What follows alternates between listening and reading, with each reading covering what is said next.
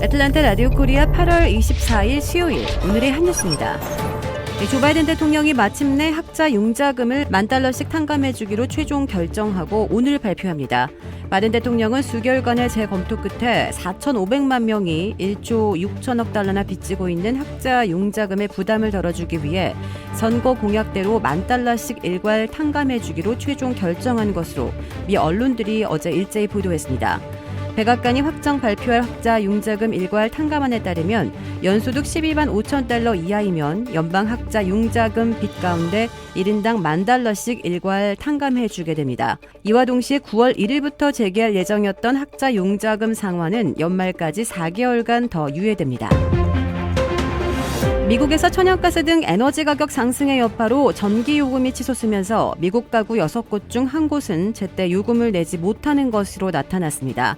미국의 저소득층 가정에 대한 에너지 지원 프로그램을 진행하는 에너지 지원 관리자 협회에 따르면 미국 전역에서 약 2천만 가구가 전기료를 체납 중이라고 블룸버그 통신이 오늘 보도했습니다. 캘리포니아주의 한 전력업체에 따르면 2020년 2월 이후 전기요금을 체납한 가정이 40% 넘게 늘었고 뉴저지주의 다른 전력회사에 따르면 올해 3월 이후 90일 이상 전기료를 연체한 소비자가 30% 이상 증가했습니다. 미국 가정의 에너지 요금 체납액은 약 160억 달러로 코로나19 확산 이전의 2배가 됐습니다.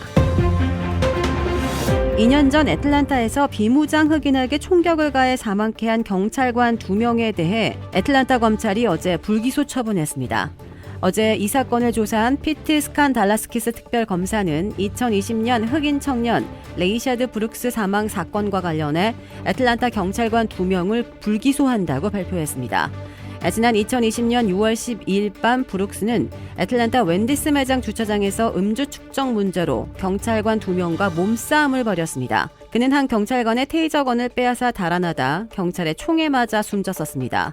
그의 죽음은 조지 플로이드, 아머드 아버리 등 유사한 비무장 흑인 사살 사건과 맞물려 전국적으로 논란을 불러일으켰고 당시 애틀란타에는 폭력을 동반한 시위가 발생했고 사건 현장인 웬디스 매장은 시위대에 의해 불타 없어지기까지 했습니다. 이렇게 파장이 커지자 당시 애틀란타 시장은 이들 경찰관 2명을 해고했으며 경찰서장도 사임했습니다. 폴 브라운 당시 풀턴 카운티 검사장은 이들을 살인죄로 기소하겠다고 했지만 선고에서 패해 물러났고 해고된 경관 2명은 1년 후 적법 절차 위반을 이유로 복직했습니다. 스칸달라스키스 검사는 논란을 의식한 듯 불기소의 이유를 상세히 설명했습니다. 그는 모든 증거를 검토한 결과 이들 경찰관은 범죄의 의도 없이 객관적, 합리적인 범위 내에서 치명적 무기를 사용했다고 말했습니다. 이어 조지 플로이드, 아머드 아버리 사건과 비교하며 이번 사건은 경찰관이 용의자의 목을 9분 동안 누른 적도 없으며 무장한 시민들이 비무장 흑인을 쫓아간 적도 없다며 인종적 동기로 발생하지 않았다고 강조했습니다. 텍사스주에 24시간 동안 집중호우가 쏟아지면서 도로가 유실되고 주택과 건물이 물에 잠겼습니다.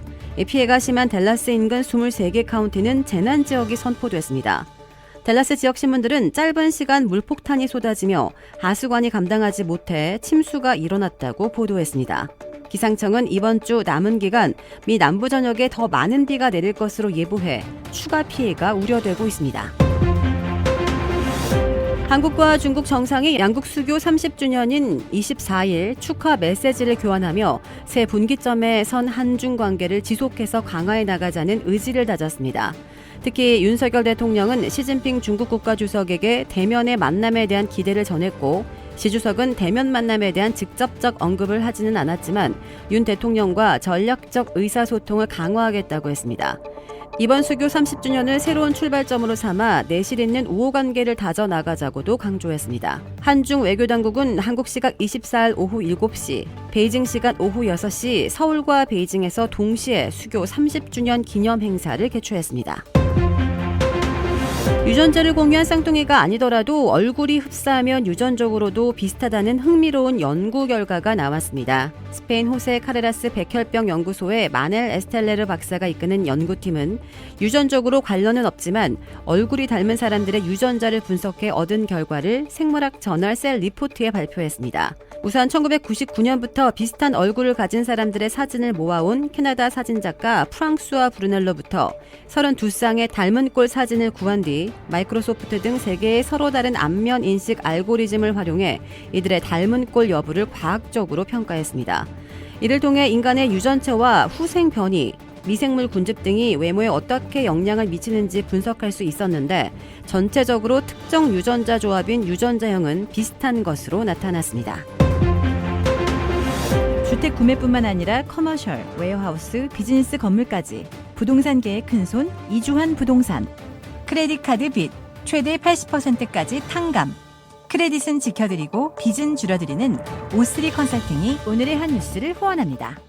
이상 애틀란타 라디오 코리아 8월 24일 수요일 오늘의 한 뉴스의 고지선이었습니다.